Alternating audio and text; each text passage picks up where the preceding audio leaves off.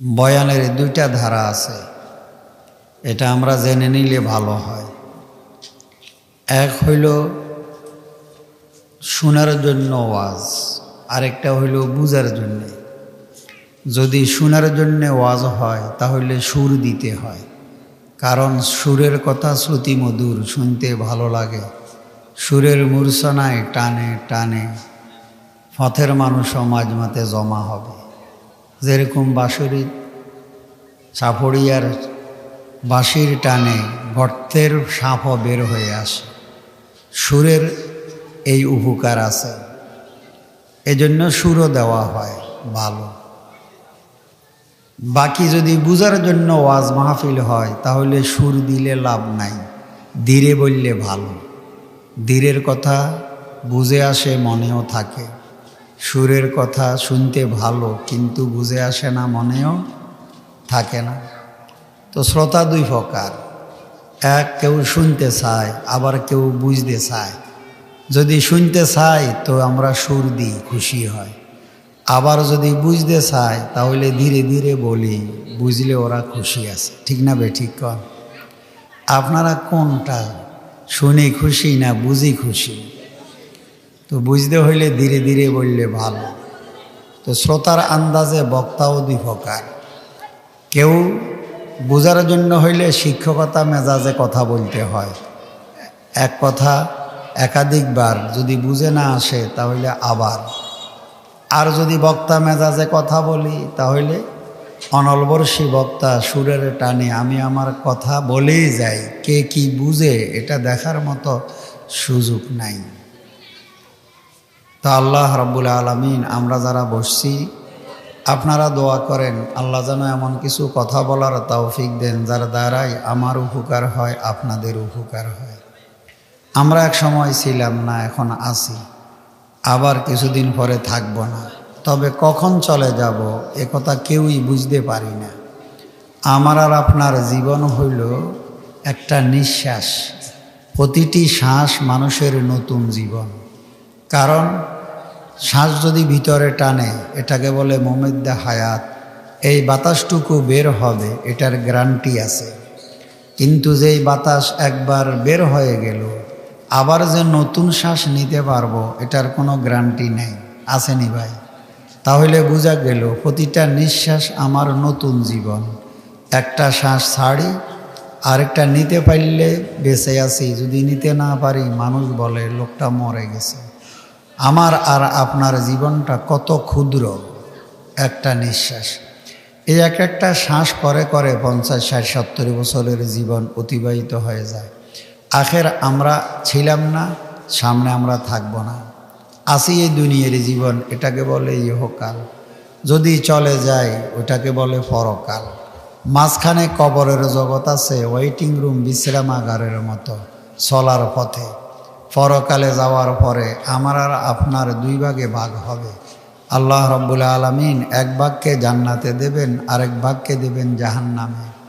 জান্নাত চির সুখের জায়গা, যেখানে গেলে কোনো দুঃখ নাই। জাহান্নাম চির দুঃখের জায়গা, যেখানে কোনো সুখ নাই। জান্নাতে গেলে বান্দার মন যা চাবে সে তা পাবে, মনের আশা পূরণ হইলে খুশি লাগে। এই জন্যই বলা হয় জান্নাত চির সুখের জায়গা, যেখানে গেলে বান্দার সকল মনের আশা পুরা করে আল্লাহ রাব্বুল আলামিন। কোরআনে মজিদে আল্লাহ রাব্বুল আলামিন ইরশাদ করেন, ওয়ালাকুম ফিহা মা তাশতাহি আনফুসুকুম ওয়ালাকুম ফিহা মা তাদদাউন নুজুলাম মিন গফুরির রহিম। তোমাদের জন্য জান্নাতে গেলে তোমাদের মন যা চাবে তাই তোমরা পাবে। আল্লাহ রাব্বুল আলামিন জান্নাতে তোমাদেরকে মেহমান হিসাবে সেখানে নেবে। আমি আর আপনি জান্নাতে হইলাম মেহমান, সেখানে আমাদের কোনো কাজ নাই। কি নাই? কথা বলেন, কাজ। জান্নাত হইল মানুষের ভোগের জায়গা, সেই জান্নাত ভোগের, সেখানে আমরা হইব মেহমান। আর আল্লাহ রাব্বুল আলামিন হইলেন মেজবান। আমরা মেহমান হয়ে চাবো, আল্লাহ মেজবান হয়ে আমাদের ওই যাবতীয় আবদারগুলোকে পুরা করে দেবে। জান্নাত এই সুখের, সেখানে কোনো মৃত্যু নাই। মৃত্যুকে দুম্বা আকারে জবে করে জান্নাতবাসীদেরকে লক্ষ্য করে বলে দেওয়া হবে, ইয়া আহলাল জান্নাহ খুলুদ ফিহা লা মাউত, হে জান্নাতবাসী তোমরা স্থায়ীভাবে জান্নাতে থাকবে, আর কোনোদিন তোমাদের মৃত্যু আসবে না। কারণ দুনিয়ার জীবনের যত স্বাদ যত আশা সব মাটি হয়ে যায় মৃত্যুর ভয়ে, মৃত্যুর কারণে। এই জন্য জান্নাতে আল্লাহ রাব্বুল আলামিন বান্দার মৃত্যু রাখবে না। আবার জাহান্নামে অস্থায়ীভাবে থাকবে, সেখানে চিরকাল কষ্টে, সেখানেও মানুষের কোনো মৃত্যু হবে না। কারণ মানুষ দুনিয়ার কষ্টে অনেক সময় আত্মহুতি দিয়ে মৃত্যুবরণ করে, গলায় ফাঁস দিয়ে মরে যায় দুনিয়ার যন্ত্রণা থেকে বাঁচার জন্যে। তাই আল্লাহ রাব্বুল আলামিন জাহান্নামে নেওয়ার পরে জান্নাতীদের সামনে মৃত্যুকে দুম্বা আকারে তৈয়ার করে, জবে করে বলবে ইয়া হালান নার খুলুদ ফিহা লা মাউত, হে জাহান্নামীরা চিরস্থায়ীভাবে তোমরা জাহান্নামে এখানে থাকবে, কোনো দিন তোমাদের মৃত্যু আসবে না। তাই সেখানে নতুন কোনো জীবনও নাই, আবার আমাদের কোনো মৃত্যুও নাই। কথা বুঝতে পারছি ভাই? তো সেখানে এক জান্নাত সুখের, আরেক জাহান্নাম দুঃখের। জান্নাতে আমরা মেহমান, আল্লাহ রাব্বুল আলামিন মেজবান, আর দুনিয়াতে আমরা ক্ষণিকের জন্য যে আসি, এখানে আমরা হইলাম গোলাম। বলেন কি? আল্লাহ রাব্বুল আলামিন হইলেন মুনি। এখানে আল্লাহর আদেশ মেনে আমরা চলব, ওখানে আমরা যা বলবো আল্লাহ তা করে দেবে আমাদের জন্য। এখানে আল্লাহর আদেশে আমার জীবন। তাই যেই বান্দা এখানে গোলামির জীবন হবে না, গোলামের কামও হইল মুনিবের কথা মেনে চলন। গোলামের কাম, তার সম্মান, তার মান মুনিবের যদি আদেশ মেনে সে চলে তাহলেই। এখানে যদি কোনো বান্দা আল্লাহর আদেশ মেনে না চলে, তো আল্লাহ রাগ করে জাহান্নামে নিয়ে তার মনের কোনো আশা পুরা করবে না জাহান্নামে। এখানে আল্লাহর আদেশ মেনে বান্দা যদি চলতে থাকে, সেখানে বান্দা যা চাবে আল্লাহ রাব্বুল আলামিন তার ওই মনের বাসনাগুলোকে পুরা করে দেবে। আসেন, এখানের এই জীবন, এই জীবনে আল্লাহ রাব্বুল আলামিন জন্মের পরে আমাদেরকে 3 কালে ভাগ করে দিছেন। আল্লাহ কোরআনে ইরশাদ করেন, ওয়ানুকিরু ফিল আরহামি মা নাশাউ ইলা আজালিম মুসাম্মা, আমি আল্লাহ তোমাদিগকে মায়ের পেটে নির্দিষ্ট সময় রাখি। আমরা সবাই মায়ের পেটে নির্দিষ্ট সময় ছিলাম না ভাই? কথায় বলে 10 মাস 10 দিন, কথার কথা, এর চেয়ে কমও হয়, বেশিও হইতে পারে। নির্দিষ্ট সময় মায়ের পেটে থাকি আমরা। এরপরে আল্লাহ রাব্বুল আলামিন কি বলে? সুম্মা নুখরিজুকুম তিফলা, গর্ভের সকল ভ্রূণের সন্তান শিশু হয়ে দুনিয়াতে জন্মে না। অনেক গর্ভের সন্তান গর্ভ অবস্থাতেও নষ্ট হয়ে যায়। তাই আল্লাহ রাব্বুল আলামিন বলেন, গর্ভের যে সন্তানকে চাই আমি প্রথম শিশু করে তারে দুনিয়াতে প্রেরণ করি। জন্মের পরে আমাদের প্রথম কাল হইল শৈশবকাল। বলেন কি কাল? হ্যাঁ। এরপরে আল্লাহ রাব্বুল আলামিন বলেন, সুম্মা লিতাবলুগু আশুদ্দাকুম, শিশু যদি বেঁচে থাকে, তাই তোমরা শিশু হয়ে দুনিয়াতে এই ধরাতে তোমরা আসো, অতঃপর তোমরা ধীরে ধীরে যৌবনে পদার্পণ করো। বেঁচে থাকলে শৈশব অতিক্রম করে আমরা কোন কালে যাই? বলেন যৌবনে। কোন কালে? যৌবনে। তো আল্লাহ বলেন, জীবনের যৌবন হইল মজার জীবন, যুবকের জীবন যৌবন হইল মজার জীবন। এই জীবনে মানুষ বাঁচতে চায়, কারো মরার ইচ্ছা নাই, লড়াই করেও বাঁচতে চায়, মুষ্টিবদ্ধ স্লোগান দেয় বাঁচার মতো বাঁচবো, লড়াই করে বাঁচবো।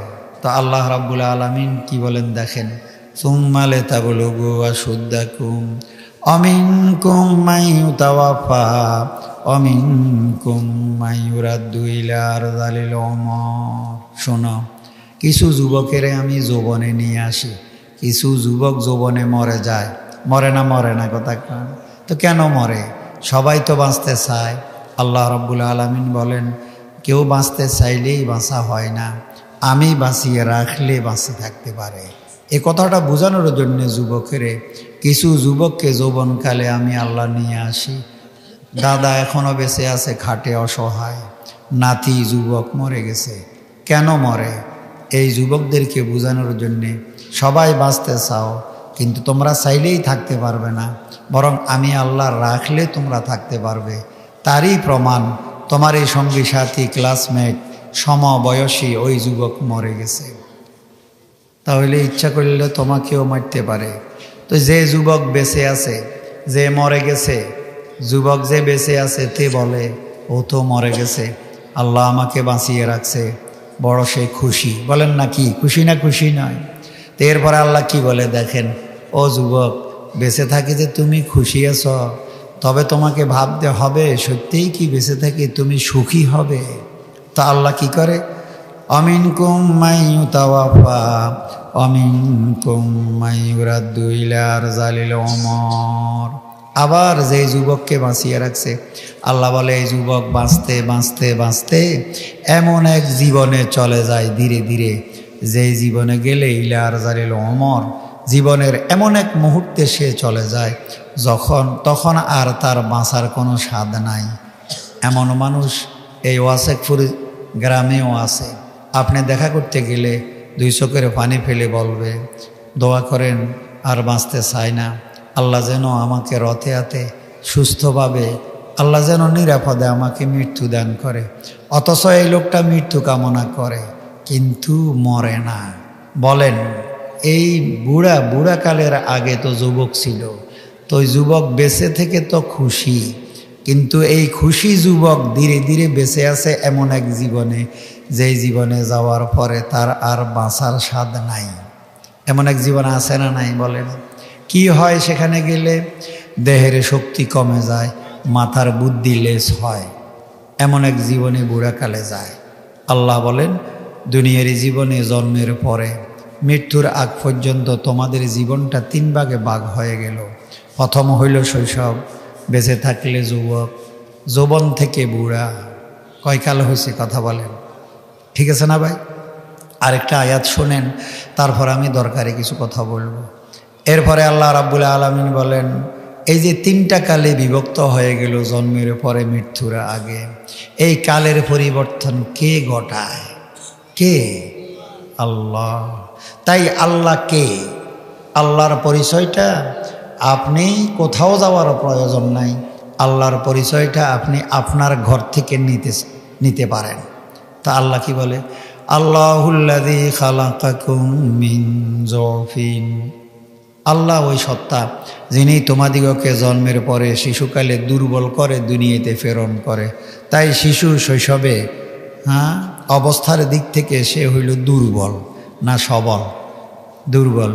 সুম্মা জাআলা মিন বাদি যফিন কুওয়া, অতঃপর যৌবনে গেলে যুবক হইল সবল। বলেন কি সবল না? সুম্মা জাআলা মিন বাদি কুওয়াতিন যফান ওয়া শাইবা। আল্লাহ কাকে বলে? আল্লাহ বলে ওই সত্তাকে যিনি জন্মের পরে শিশুকে দোলনায় দুর্বল করে রাখে, বাঁচিয়ে রেখে যৌবনে আবার সবল করে, আবার এই সবল যুবকের বাঁচিয়ে রেখে ধীরে ধীরে বুড়াকালে দুর্বল করে, তারে বলে আল্লাহ। আল্লাহ চিনছেননি?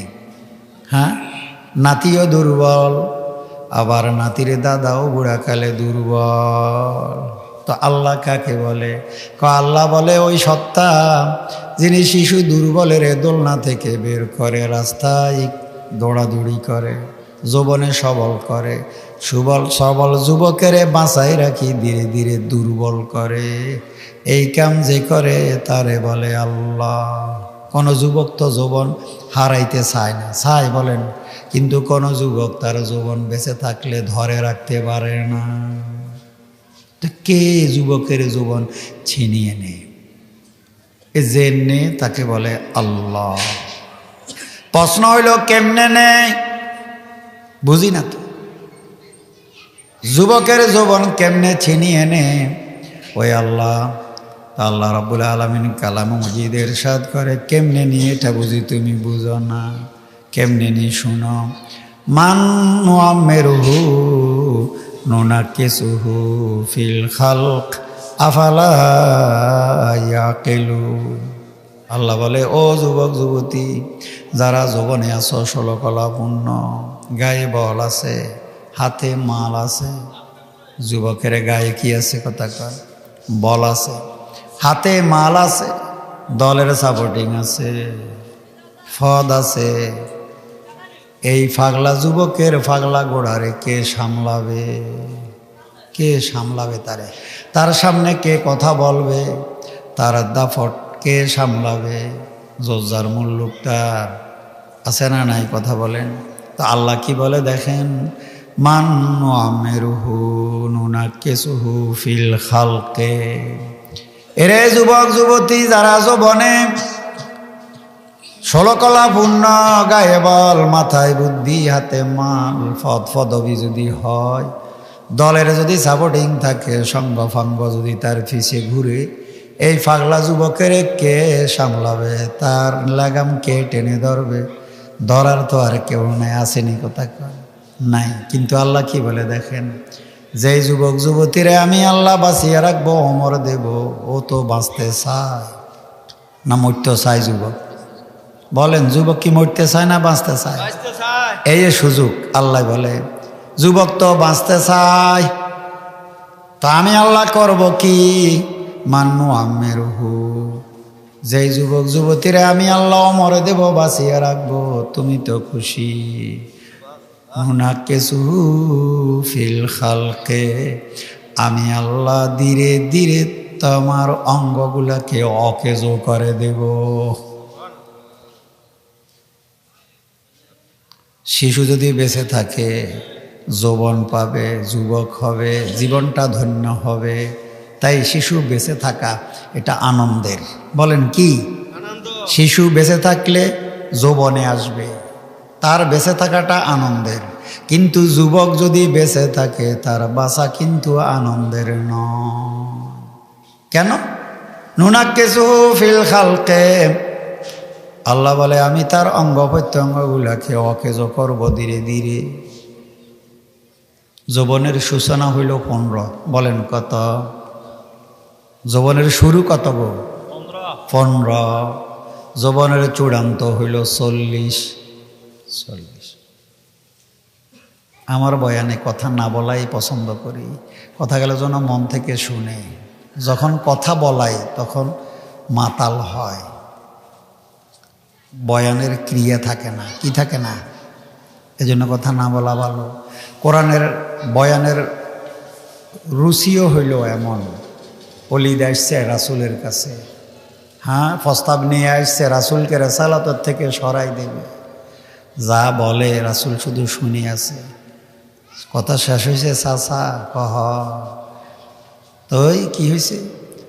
কোরআনের তেলাওয়াত শুরু করছে। আসিল এমনে, গেছে এমনে, ফিসে দিছে হাত, মাথাটা নোয়াই দিয়ে চুপ করে আছে, আর শুধু তেলাওয়াত শুনতেই আছে। বুঝেন না কথা? কোরআনের বয়ান দাঁড়া মানুষের বসায়, বসার মানুষের নোয়ায়, তারে ভাবনা জগতে নিয়ে যায়। যা যা শুনলাম, আসলে আমার জীবনটারে আমি কি করলাম?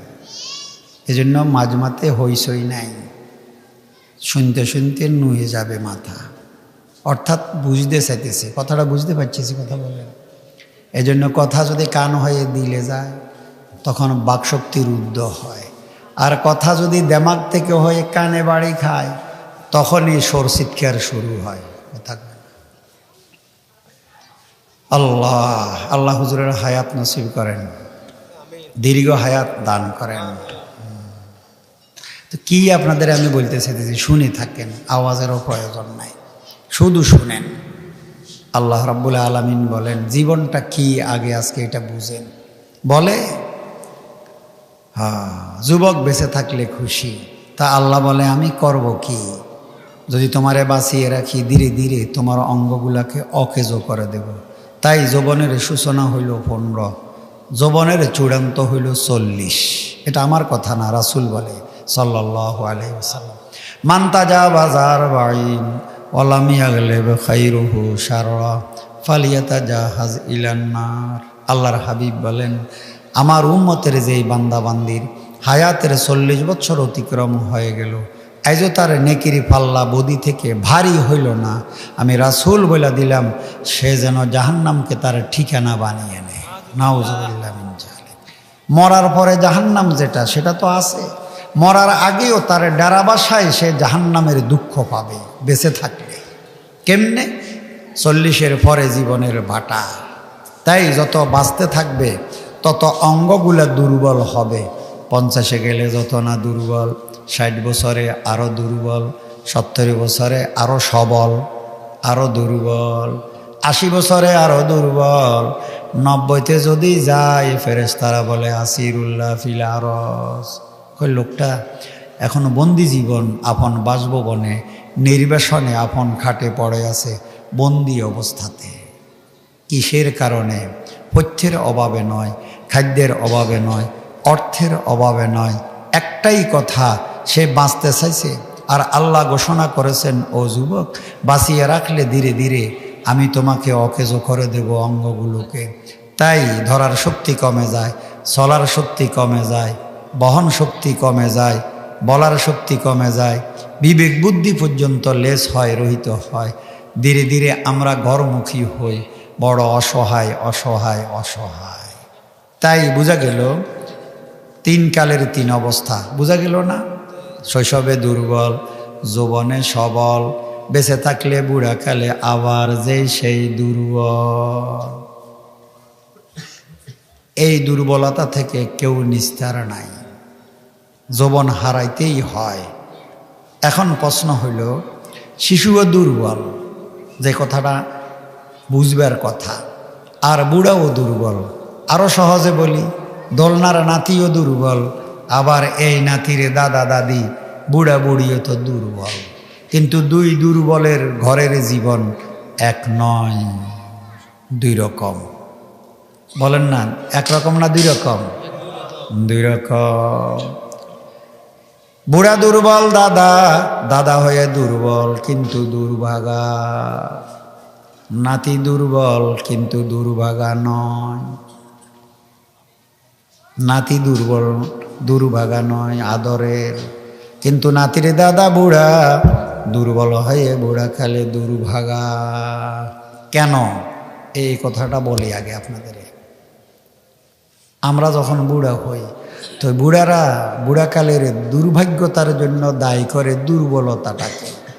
বলে বুড়া হয়ে দুর্বল হয়ে গেছি, তাই আমরা দুর্ভাগা, আমাদের দেখার কেহ নাই। কোরআন বলে, কেন? তুমি দাদা যেমন দুর্বল, একই ঘরে তো নাতিও তো দুর্বল। কই, দুর্বলতা যদি দুর্ভাগ্যের কারণ হয়, তাহলে তো দাদা নাতি 2 জন দুর্ভাগা হওয়ার কথা। অথচ দেখা যায় দোলনার শিশু সকলের আদরের, কিন্তু এই বুড়ার লোকটা কত অবহেলিত তার ঘরে। তাইলে তার কারণটা কি? বোঝা গেল দুর্বলতা দায়ী নয়। বুঝতে পারছি নি কন? আরে কথা বুঝছেননি? দুর্বলতা দায়ী নয় দুর্ভাগ্যের। তাহলে তো নাতিও দুর্ভাগা হয়তো, অবহেলিত। খাওয়া চাইলে খাওয়া হয় না, কোল চাইলে কোল পায় না, গোসলের সময় গোসল হয় না, কিছুই সে সময় মতো পায় না। অথচ দেখা যায় শিশু সময়ের আগে তার সব কিছু রেডি থাকে, সে চাওয়ার আগেই তারে দিতে থাকে। বাচ্চার বাসার কারণে মা বুঝে তা না, বাচ্চা মা আল্লাহ রাব্বুল আলামিন এমন তৈরি করছে, আরে বাসা ছাড়া সন্তানের কি লাগে সে তার মায়ার কারণে বিবেক থেকে বুঝে নিতে পারে। নাকি ভাষা দেওয়া লাগে না, লক্ষণ দেখে তার প্রয়োজনটারে পুরা করে। এখন কি লাগবে এটা হাতে আছে, 10 দিন পরে কি প্রয়োজন হবে ওটাও সংগ্রহের কাজ চলছে। তাহলে বুড়ার কেন হয় না? কারণটা কি? বুড়া অবহেলিত। বুড়া বলে পান পাই না, ওর নাকি পানের পয়সা নাই। ঠিক না বে ঠিক কান না? তো ঘটনা কি? পানের পয়সা নাই, ওর তো সব হয়, দোষটা কোথায় এটা বুঝেন। আল্লাহু আকবার। তো আল্লাহ রাব্বুল আলামিন বান্দারা বলে, বান্দা আমার, জন্মের পরে কালে কালে 3 কাল, 3 কালের 3 অবস্থা। শৈশবে দুর্বল, যৌবনে সবল, আবার সবল যুবক বেঁচে থাকলে বুড়াকালে কিন্তু দুর্বল। 2 দুর্বলতার মাঝখানে যৌবন সবল জীবন, বড় মজার জীবন। এরে যুবক, ছিলা কয়দিন আগে দুর্বল, অসহায়, পরনির্ভরশীল, আবার বেঁচে থাকলে কিন্তু অন্যের হাতে পরনির্ভরশীল হয়ে যাবে। তাই যৌবনটা মাতলামি আর পাগলামির নয়, এটা আমার দেওয়া উত্তরাধিকারের সূত্রে তোমার কোনো পাওয়া নয়। তাই করব কি দেখেন তো, দুর্বলের সেবা লাগে, বলেন কি লাগে? দুর্বলের কি লাগে? সেবা লাগে। তাই সেবার জন্য লাগে মায়া, বলেন কি? মায়া। তাই বুড়া দুর্বল, তার লাগবে সেবা, সেবার জন্য লাগবে মায়া। বুড়ার দিকে তাকাইলে যদি মায়া না লাগে, এই বুড়াই সেবা পাবে না। প্যাঁচ খাইছে এখানে।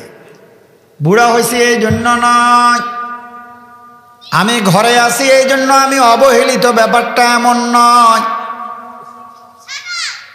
ব্যাপারটা হইল তোমার দিকে তাকাইলে মায়া লাগে না, দুর্বলের সেবা লাগে। মায়া ছাড়া কোনোদিন কেউ কাউকে সেবা দেয় না, মায়া হইলে আর কিছু লাগে না। তাই দেখো, তুমি বুড়া বুড়া কালে অসহায়, কিন্তু তোমার নাতি নাতনি দোলনাই দোলে, এরা কিন্তু সময় মতো সব পায়। তাদের শিশু জীবনে দুর্বল, কিন্তু দুর্ভাগা নয় আনন্দে। এখন প্রশ্ন হইল, শিশুরা কেন পায়? চাওয়ার আগে পায়। আল্লাহ রাব্বুল আলামিন বলেন, সেটা তো আমি জানি, দুর্বল করে দুনিয়াতে প্রেরণ করি।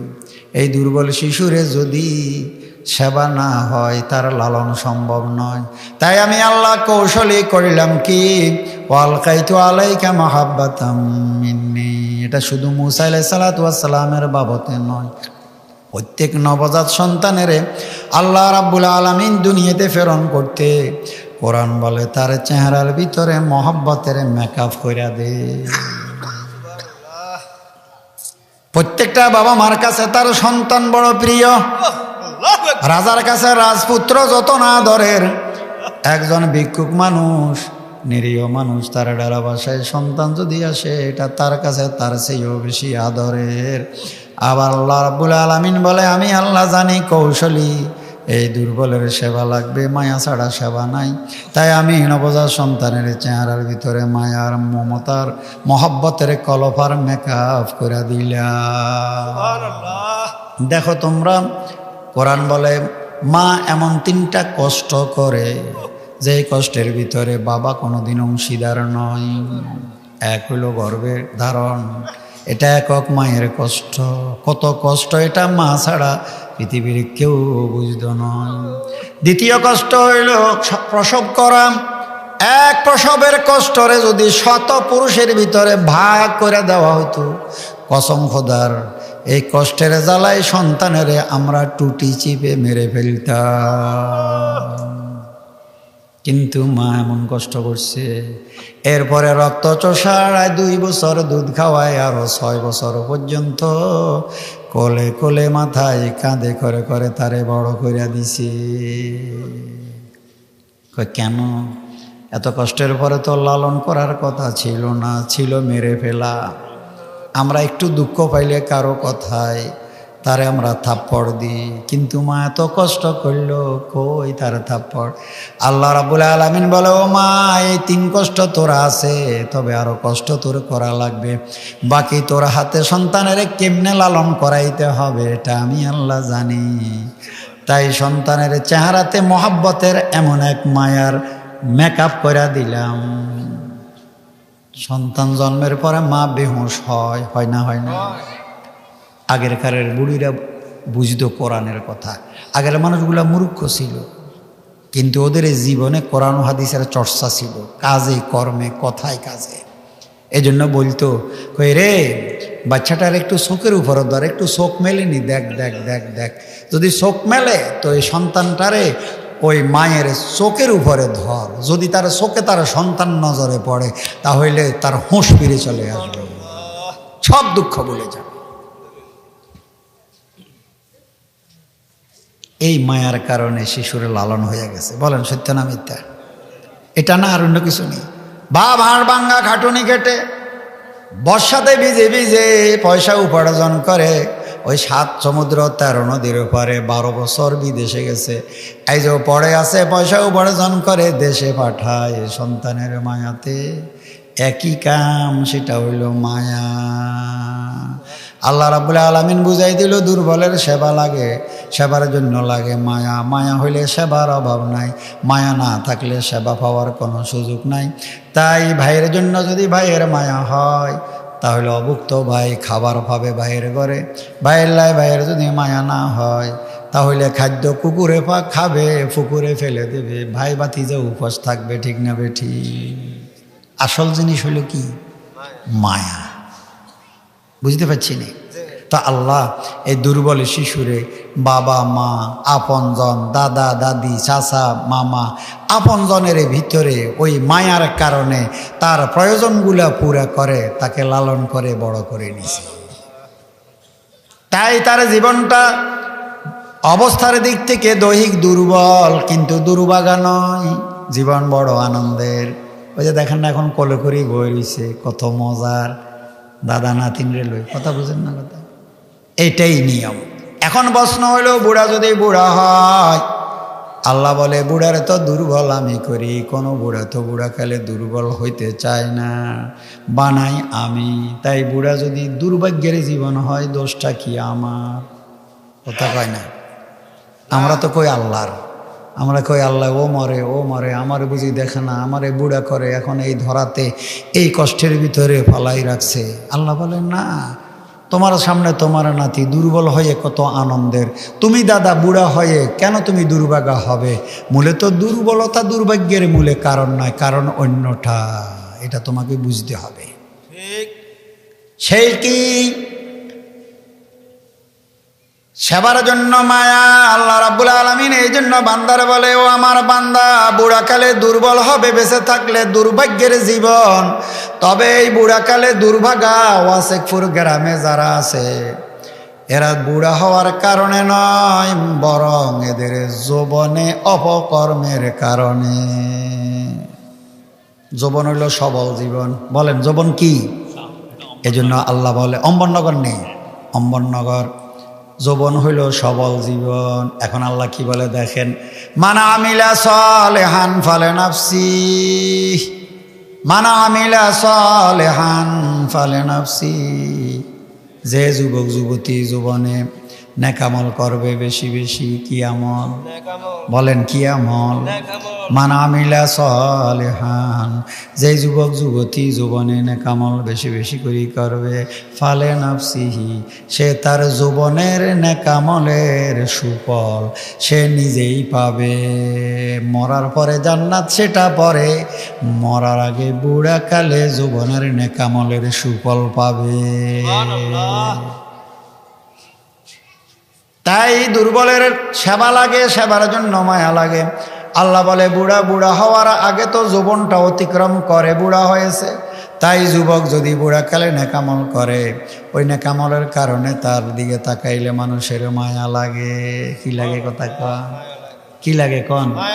নেকামলের স্বভাব হইল নেককার বান্দার প্রতি মানুষের দিলের আকর্ষণ বাড়ে। তো আল্লাহ বুঝাই দিলেন, শিশুর চেহারাতে কুদরতে মায়ার কলপ লাগাই দিছি। এখানে শিশুর নিজস্ব কোনো কর্ম নাই, তবে কোনো বুড়ের চেহারাতে আমি আমার পক্ষ থেকে মায়ার কলপ লাগিয়ে তার দুর্বল জীবনে সেবার ব্যবস্থা আমি করব না, বরং তার বুড়াকালের সেবার জন্য মায়া, সে তার যৌবনকালে নেকামল করে করে চেহারাতে মেকআপ লাগাইতে হবে। মানা আমিলা সালেহান ফালে নাফসি, যে যুবক যৌবনে নেকামল বেশি বেশি করবে, ওই নেকামলের কারণে তার চেহারাতে মানুষের মায়া লাগবে, চেহারাতে নূর হবে, মায়া আসবে, মানুষ তাকাইলে তার দিকে ভালো লাগবে। এটা হাতে রাখেন। অমানাসা ফালাইহা, যে যুবক যুবতী যৌবনে ফাফা সারে তার যৌবনটা ক্ষয় করবে। কেন? তার গায়ে বল আছে, হাতে মাল আছে, গায়ে বল আছে, হাতে মাল আছে, দল আছে, সাপোর্টিং আছে, পদ আছে, মন যেভাবে চায় এভাবে চলে। জোরজার মুল্লুক তার এই নীতিতে তার জীবনটাতে ক্ষয় করে, জোর জুলুম করে, অত্যাচার অবিচার করে, টাস খেলে, জুয়া খেলে, জেনা ব্যভিচারী করে, অসামাজিক কাজ করে, করে তো গায়ের বলে, কিন্তু তারে বাধা দেবে কে? আমার আল্লাহ বলে তোরে কেউ বাধা দেবে না। যৌবনে আমি সবল জীবন তোরে দিয়া দিছি আমি, তুই কিন্তু ছিলি শিশু দুর্বল। যৌবনে তোরে আমি করেছি কিন্তু সবল। ও যুবক, তোর এই সবল শক্তি তোর রাখবো না, বুড়াকালে তোরে করব দুর্বল।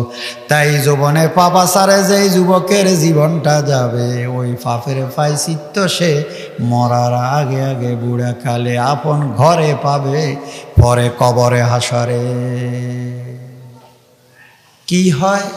পাপের কারণে চেহারার দিকে তাকাইলে ঘৃণা লাগে। বলেন কি লাগে? চোরের চেহারার দিকে তাকাইলে মায়া লাগে। বলেন না? ঘৃণা লাগে। টাঁস খেলে, জুয়া খেলে, জোর জুলুম করে, অত্যাচার করে, অবিচার করে, প্রত্যেকটা অপকর্মের কারণে অপকর্মকারীর দিকে তাকাইলে মানুষের ঘৃণা লাগে। তো আল্লাহ বলে দুর্বলের সেবা লাগে, সেবার জন্য লাগে মায়া। তোমার দিকে তাকাইলে যদি ঘৃণা লাগে যৌবনের কর্মে, এই বুড়া কালে কিন্তু দুর্দিন দুর্ভাগা হবে। বুঝতে পারছি আপনারা? এখন ঠিক করেন করবেন কি। আল্লাহ আল্লাহ আল্লাহ আল্লাহ। তাই যৌবন হইল জীবনের মূলধন, যৌবন জীবনের মূলধন। তাই যৌবনটা হেলাই নষ্ট করার নয়।